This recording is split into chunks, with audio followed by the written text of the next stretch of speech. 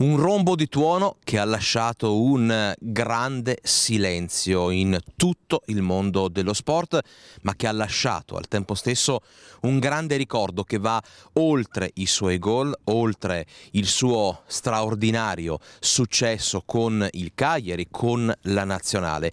Gigi Riva è uno di quei personaggi che fanno parte della storia del calcio e che continueranno a farne parte. Noi abbiamo raccolto il ricordo dei bassanesi, sentite. Me lo ricordo. E ha fatto dei belli anni e tanti gol.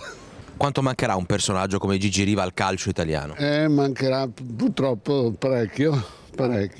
Gigi Riva era un bambino ed era rombo di tuono, era un personaggio molto famoso e come dicono tutti, sempre fedele alla sua maglia.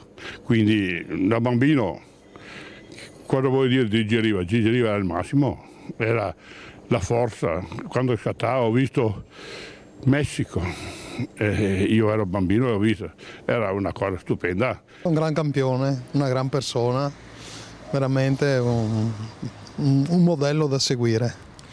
Un personaggio e una persona che mancherà quanto al calcio italiano, visto anche quello che lui ha fatto col Cagliari, ma quello che lui ha fatto anche con la nazionale? Sicuramente mancherà tantissimo, era un esempio, una persona da seguire, da dare l'esempio ai grandi, ma soprattutto ai piccoli. È un esempio. Dovrebbe essere un esempio specialmente oggi per molti calciatori, cominciando qui da Vicenza. Lui ha avuto quel senso di appartenenza, anche se non era nato in Sardegna, ha saputo creare quell'appartenenza che è molto importante nel mondo del calcio, che oggi proprio non esiste, esiste solo il dio denaro.